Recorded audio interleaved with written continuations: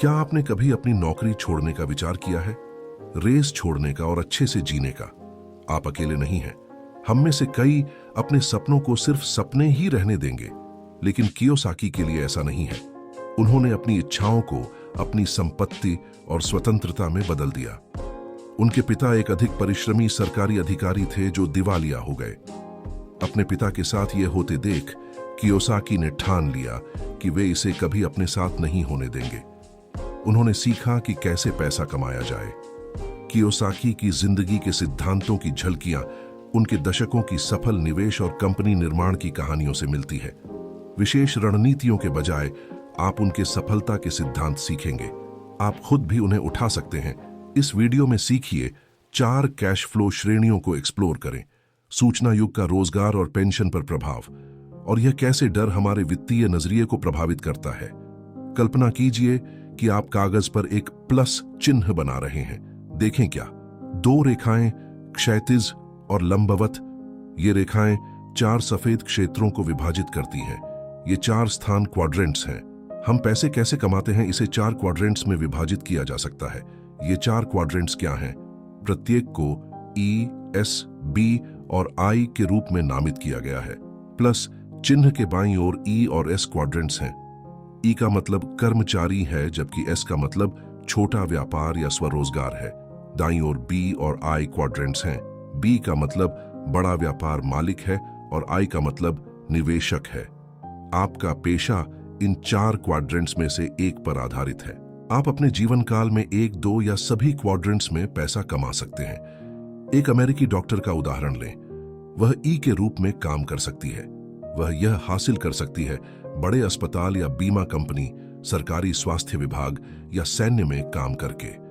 इस प्रकार 9 से 5 तक काम करके वह डॉक्टर एक व्यक्तिगत प्रैक्टिस भी स्थापित कर सकती है, जैसे एस।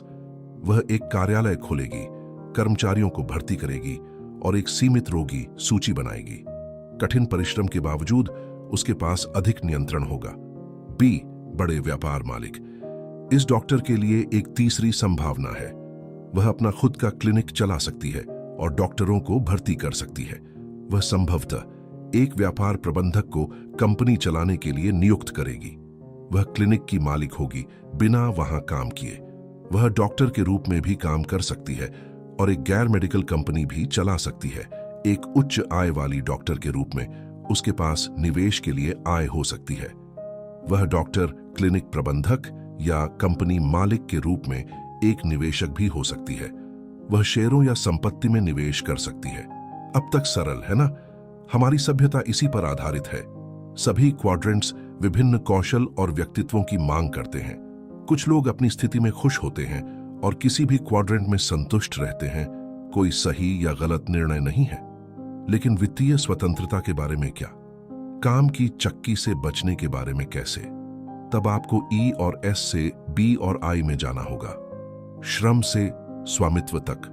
अगले भाग में देखें क्यों। इन हवाई रॉबर्ट कियोसाकी के पास 2 पिता थे। एक उनका बायोलॉजिकल फादर जो सरकारी नौकरी में था। दूसरा उनके दोस्त माइक का पिता जो एक सेल्फ मेड इन्वेस्टर और बिजनेसमैन था। उन्होंने इन्हें अपना गरीब और अमीर पिता कहा। उन्होंने इन्हें देखकर श्रम और पैसों के बारे में सीखा। फाइनेंशियल इंडिपेंडेंस सिर्फ पढ़ाई और मेहनत से नहीं आती। अच्छी तरह से शिक्षित और सम्मानित कियोसाकी के बायोलॉजिकल फादर समृद्ध लगते थे। एक टॉप स्टूडेंट के रूप में उन्होंने हवाईयां गवर्नमेंट के एजुकेशन हेड तक की पोजीशन प्राप्त की। एक सरकारी अधिकारी के रूप में उनका अधिकतर समय यात्रा में और बुसी शेड्यूल में बीतता था, इसलिए उनके पास परिवार या पढ़ने के लिए बहुत कम समय था। एक प्रमुख सरकारी अधिकारी होने के बावजूद वो गरीब थे। हालांकि वो समझदार और दुनियादारी थे, लेकिन उन्होंने हमारे समय का एक मूल भ्रांति को अपनाया। केवल मेहनत करने से बिना निवेश के फाइनेंशियल स्टेबिलिटी मिल सकती है। उनका अच्छा अकादमिक बैकग्राउंड होने के बावजूद उनका फाइनेंशियल एजुकेशन भयंकर था। उन्होंने हर उस व्यक्ति का मजाक उड़ाए जो निवेश या रियल एस्टेट के कोर्सेज लेते थे, यह मानते हुए कि फाइनेंशियल एजुकेशन का कोई महत्व नहीं है। वही माइक के बिजनेसमैन और इन्वेस्टर पिता के पास हमेशा समय और पैसा था। लगता था कि वो लेखक के साथ अपने असली पिता से ज्यादा समय बिताते थे। माइक का पिता वो सब कुछ था, जो लेखक के गरीब दांत नापसंद करते थे। उन्होंने स्कूल नहीं गया था, फिर भी उन्हें डिविडेंड और लैंड वैल्यूएशन का मतलब पता था। उन्होंने जल्दी ही 9 से 5 की नौकरी छोड़ने का फैसला किया था और अपना समय ई और एस क्वाड्रेंट में नहीं बिताना चाहते थे। उन्होंने क्या किया? जीवन के शुरुआत में उन्होंने धीरे धीरे जमीन खरीदी। उन्होंने एक होटल साम्राज्य स्थापित किया। जब शिक्षित लोग उनका मजाक उड़ाए, तब उन्होंने अपने सभी होटल्स से पैसिव पैसा कमाना शुरू किया। उनके समकक्ष लोग उनका मजाक उड़ा सकते हैं, लेकिन अचानक उनके पास अनलिमिटेड समय था। अगर उनके पास समय होता तो वो सब साहित्य पढ़ सकते थे जो उनके आलोचक पढ़ना चाहते थे। जब लेखक माइक के घर गए तो उनके अमीर दाद ने उन्हें एक कहानी सुनाई। तब से उनकी फाइनेंशियल एजुकेशन शुरू हुई। कियोस्की को एहसास नहीं हुआ था, पर यह कहानी ई और एस क्वाड्रेंट और बी और आई क्वाड्रेंट के बीच के मुख्य अंतर को दर्शाता है। मुख्य बात, मेहनत करना और स्मार्ट वर्क करना अलग है। पहले एक आकर्षक गांव था, बस उसमें पानी की कमी थी। गांव के बुजदिल लोगों ने एड और बिल को इस समस्या को ठीक करने के लिए नियुक्त किया। एड, पहला कॉन्ट्रैक्टर, तुरंत शुरू हो गया। उसने योजना बनाई कि वो पास के झील से 2 स्टील की बल्तियां भरकर लाएगा। उसने अकेला ही गांव की पानी की टंकी भरने में घंटे लगा दिए। दिन के अंत तक वो थक चुका था। उसने अपने काम से पैसे कमाए। जब बिल, दूसरा कॉन्ट्रैक्टर, गायब हो गया, एड को खुशी हुई कि कोई प्रतियोगिता नहीं है। पर बिल आराम से नहीं बैठा। उसने पानी ढोने वाले 2 स्टील की बल्तियां खरीदने के बजाय एक बिजनेस प्लान लिखा, एक कंपनी बनाई, इन्वेस्टर्स को प्राप्त किया, एक प्रेसिडेंट को हायर किया और एक कंस्ट्रक्शन टीम को इकट्ठा किया। 1 साल के अंदर बिल की टीम ने बस्ती से झील तक एक स्टेनलेस स्टील की पाइपलाइन बनाई। बिल ने जल्दी से अपनी पाइपलाइन को पड़ोसी बस्तियों तक विस्तार दिया। उसका पानी एड के पानी से ज्यादा साफ, सस्ता और सुलभ था।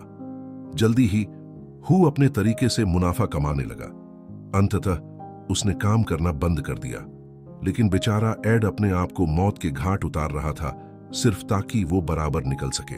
बिल ने अपनी पाइपलाइन कंपनी बेच दी और अमीर होकर रिटायर हो गया। एड सिर्फ दुख से देख सकता था जब उसके बच्चे उसके पानी बल्ती व्यापार को छोड़कर शहर की तरफ गए। बाएं और दाएं क्वाड्रेंट मेहनत और चालक काम में अंतर को एड और बिल ने दिखाया। जब लेखक माइक के घर गया तो उसके अमीर पिता ने उसे एक कहानी सुनाई। यही वह समय था जब उनकी वित्तीय शिक्षा शुरू हुई। कियोसाकी को तब इसका एहसास नहीं था, लेकिन इस कहानी ने ई और एस क्वाड्रेंट और बी और आई क्वाड्रेंट के बीच महत्वपूर्ण अंतर को चित्रित किया। मुख्य टेकअवे, कड़ी मेहनत करना और स्मार्ट काम करना अलग है। एक बार एक आकर्षक गांव था, हालांकि इसमें पानी की कमी थी। गांव के बुजुर्गों ने इस समस्या को हल करने के लिए एड और बिल को नियुक्त किया। एड, पहला ठेकेदार, तुरंत शुरू हुआ। उसने पास की झील से 2 स्टील की बाल्टियों को भरने और उन्हें वापस लाने की योजना बनाई। गांव की पानी की टंकी को अकेले भरने में उन्हें घंटों लग गए। दिन के अंत तक वह थक गया था। उन्होंने अपने काम से पैसा कमाया। जब बिल, दूसरा ठेकेदार, गायब हो गया तो एड को कोई प्रतिस्पर्धा नहीं होने से राहत मिली। लेकिन बिल सिर्फ आराम नहीं कर रहा था। पानी ले जाने के लिए 2 स्टील की बाल्टी खरीदने के बजाय बिल ने एक व्यवसाय योजना लिखी, एक कंपनी बनाई, निवेशकों का अधिग्रहण किया, एक अध्यक्ष को काम पर रखा और एक निर्माण टीम को इकट्ठा किया। 1 साल के भीतर बिल के चालक दल ने गांव से झील तक एक स्टेनलेस स्टील पाइपलाइन का निर्माण किया था। बिल ने जल्दी से अपनी पाइपलाइन को पड़ोसी गांवों तक बढ़ा दिया। उनका पानी एड की तुलना में क्लीनर, सस्ता और अधिक सुलभ था। जल्द ही वह अपने तरीके से लाभ उठा रहा था। आखिरकार उन्होंने काम करना बंद कर दिया। इस बीच गरीब एड खुद को भी तोड़ने के लिए, मौत के लिए काम कर रहा था। बिल ने अपनी पाइपलाइन कंपनी बेच दी और अमीर सेवानिवृत्त हो गए। एड केवल उदासी में देख सकता था क्योंकि उसके बच्चे अपने पानी बाल्टी व्यवसाय को छोड़कर शहर चले गए। एड और बिल ने बाएं और दाएं चतुर्थांश में कड़ी मेहनत और चतुर काम के बीच अंतर का प्रदर्शन किया। कियोसाकी ने अपने रिच डैड से क्वाड्रेंट भेदों के बारे में सुना। उन्होंने देखा कि काम और पैसा संभालने के तरीके में उनकी शख्सियत अलग थी। सार, हर क्वाड्रेंट अलग अलग तरह के लोगों को अपनी ओर खींचता है। पहला है ई क्वाड्रेंट, संगठनात्मक कर्मचारी। इस क्वाड्रेंट के लोग आमतौर पर सुरक्षा और लाभ शब्दों का इस्तेमाल करते हैं उन्हें सिक्योरिटी यानी कॉन्ट्रैक्ट, सैलरी और बेनिफिट्स की जरूरत होती है। उन्हें खतरे और आर्थिक बर्बादी का डर रहता है। कंपनी के प्रेसिडेंट और चपरासी दोनों ही कर्मचारी हैं। उनकी पहचान उनके कॉन्ट्रैक्ट की सुरक्षा से बनती है, न कि उनके कामों से। दूसरा है एस क्वाड्रेंट। ये फ्रीलांसर या छोटी कंपनी के मालिक होते हैं। ये लोग अपना बॉस होना पसंद करते हैं। ये नहीं चाहते कि उनकी तनख्वाह कोई और तय करे। अगर ये मेहनत करते हैं तो अच्छा पैसा कमाने की उम्मीद रखते हैं। अगर अच्छा काम नहीं करते तो कम कमाएंगे, ये उन्हें पता होता है। ये परफेक्शनिस्ट होते हैं जिन्हें लगता है कोई उनसे बेहतर नहीं कर सकता। उनके लिए आजादी पैसों से ज्यादा जरूरी है। इस स्थिति में उन्हें आजादी खोने का डर सताता है। तीसरा है बी क्वाड्रेंट, बड़े बिजनेस के मालिक। ये कई मायनों में एस क्वाड्रेंट वालों से अलग होते हैं। ये अलग अलग फील्ड्स के स्मार्ट लोगों को साथ लेकर काम करना पसंद करते हैं। उनकी खासियत है काम दूसरों को सौंपना। इसका एक अच्छा उदाहरण है हेनरी फोर्ड। उन्हें फाइनेंशियल एनालिस्ट और मैकेनिकल इंजीनियर की जानकारी नहीं थी, लेकिन उन्हें लाने में वो माहिर थे। बी क्वाड्रेंट के लोग बिजनेस को खुद चलते हुए छोड़कर कुछ नहीं करने जा सकते। वो एक मुनाफे वाली व्यवस्था को मैनेज करते हैं। अंत में आते हैं आई क्वाड्रेंट के इन्वेस्टर्स। ये क्वाड्रेंट आमतौर पर बहुत अमीर होता है। इनकी पहचान सोच समझकर रिस्क लेने की क्षमता से होती है। जुआरी की तरह इन्हें उतार चढ़ाव का डर नहीं लगता, लेकिन जुआरियों से अलग ये अपने रिस्क को समझते हैं, जिससे वो कम जोखिम वाला हो जाता है। वॉरेन बफेट एक बेहतरीन इन्वेस्टर, आर्थिक उथल पुथल वाली दुनिया के रिस्क को अपनाते हैं। साथ ही वो इस खतरे को सबसे ज्यादा समझते भी हैं। आर्थिक आजादी पाने की चाह रखने वाले हर किसी में ये खूबी होनी चाहिए। आप निश्चित रूप से वित्तीय स्वतंत्रता चाहते हैं यदि आप इस भाग को देख रहे हैं। इसका मतलब है कि यात्रा करने, कला प्राप्त करने या मंता रायों के साथ स्कूबा डाइविंग करने का समय होना। लेकिन आप वहां कैसे पहुंचते हैं? कई अमीर लोग समान रूप से रहते हैं। वित्तीय स्वतंत्रता प्राप्त करने का सबसे अच्छा तरीका कंपनी का मालिक बनना और निवेश करना है। बिल गेट्स, रूपर्ट मर्डोक और वॉरेन बफेट बी क्वाड्रेंट में जाने से पहले आई क्वाड्रेंट में अमीर बन गए। तर्क सीधा है, धन संचय ही धन का मूल है। इसे हासिल करने का सबसे अच्छा तरीका स्टॉक, फंड या संपत्ति में निवेश करना है। अच्छे से निवेश करने के लिए आपको धन और धैर्य की आवश्यकता होती है। आपकी सबसे अच्छी शर्त एक ऐसी कंपनी शुरू करना है जो आप सोते समय पैसा कमाती है। इसमें कियोसाकी के रिच डैड और उनके होटल साम्राज्य की तरह एक ऐसी प्रणाली बनाना शामिल है जो आपके बिना काम करती है। धन के बिना आपके निवेश सीमित है। आप बड़ी मात्रा में धन का बुद्धिमानी से निवेश करके कंपनी के स्वामित्व से वित्तीय स्वतंत्रता की ओर बढ़ सकते हैं। इस रास्ते पर जाने का एक और प्रोत्साहन, एक सफल व्यावसायिक कैरियर आपको एक अच्छा निवेशक बनने के लिए तैयार करेगा। आप सहज रूप से जान जाएंगे कि कौन से कंपनी विचार उच्च दीर्घकालिक लाभ प्रदान करते हैं। इस व्यावसायिक विशेष दृढ़ता के बिना आप निवेश में विफलता का जोखिम उठाते हैं। कई ई और एस क्वाड्रेंट वाले जल्दी से आई क्वाड्रेंट में जाना चाहते हैं, लेकिन वे खराब निवेश करते हैं क्योंकि उन्हें नहीं पता कि एक अच्छी कंपनी प्रणाली क्या है। उनके पास एक बड़ी कंपनी के बिना निवेश करने के लिए बहुत अधिक धन नहीं होगा।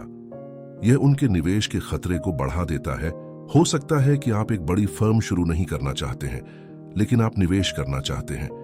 यदि यह आपका रास्ता है तो निवेशक प्रकारों के बारे में जानें।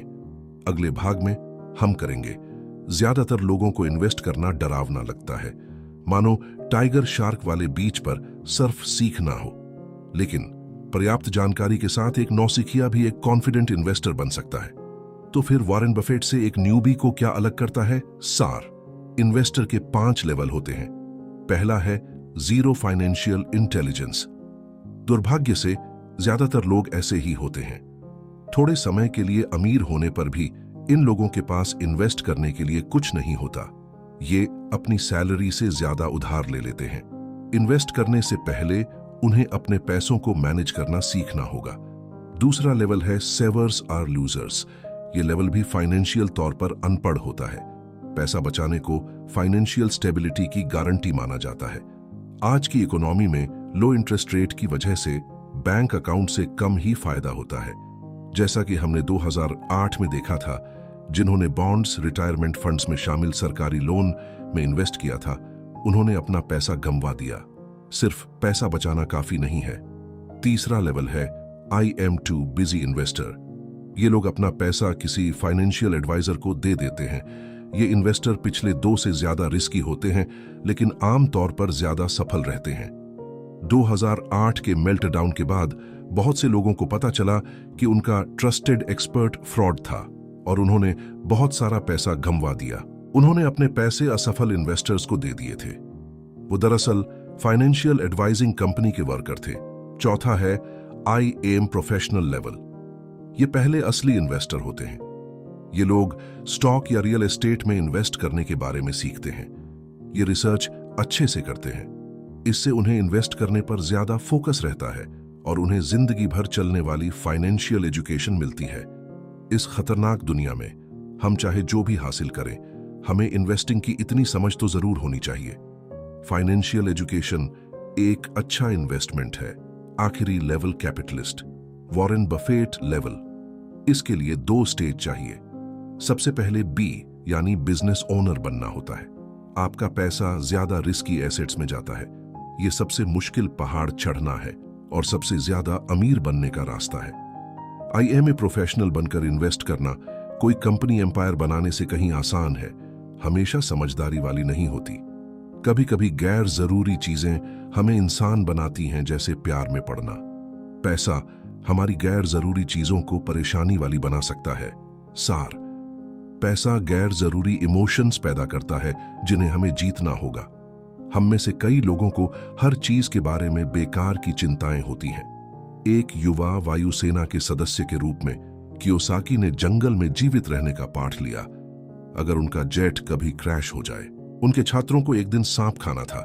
एक छात्र, एक युवा मर्दाना पायलट, जब प्रशिक्षक एक हानिरहित बगीचे का सांप लाया तो कूद पड़ा, चिल्लाया और बाहर भाग गया। अपनी पूरी कोशिश के बावजूद सांप का डर उस पर हावी हो गया। सांपों की तरह पैसा भी गंभीर डर पैदा कर सकता है। निवेश समझदार लोगों को बकबक करने वाले मलबे में बदल सकता है, जो उस पायलट की तरह उछलते हैं, चिल्लाते हैं और कमरे से बाहर निकल जाते हैं। पैसा हमारी भलाई के लिए महत्वपूर्ण है, इसलिए यह भावुक कर देता है। इसलिए कई लोगों को इसके बारे में तार्किक रूप से सोचने में परेशानी होती है। देखें कि फाइनेंशियल मार्केट कैसे काम करते हैं। डर और लालच उनके बेकार के उतार चढ़ाव को चलाते हैं। हालांकि जब पैसों की बात आती है तो भावनाओं पर तर्क शक्ति का बोलबाला होना चाहिए। प्रॉपर्टी और शेयर मार्केट में निवेश करना डरावना नहीं होना चाहिए। नियम सीधे होते हैं, मोनोपोली की तरह। जब आप हारने से डरते हैं तो याद रखें कि जीतने का सबसे अच्छा तरीका है जितना हो सके उतने ज्यादा लाभदायक मकान खरीदना। असली दुनिया के पैसों में ये मकान किराए के मकान या शेयर हो सकते हैं, लेकिन तर्क तो वही लगता है। पैसों को निष्पक्ष रूप से देखना और उन्हें कैसे प्राप्त करना है, ये समझना एक तोहफा है। कियोसाकी ने इसे जल्दी सीख लिया। उसने और उसकी पत्नी ने वाहन में रहकर जीवन बिताया जब वो फाइनेंशियल सफलता पाने की कोशिश कर रहे थे, लेकिन जायज डर के आगे झुकने और अपने लक्ष्यों को छोड़ने के बजाय वे जानते थे कि अगर वे चलते रहे तो सफल होंगे। उन्होंने धीरे धीरे और सोच समझकर एक लाभदायक कंपनी बनाई। 4 साल बाद वे करोड़पति बन गए।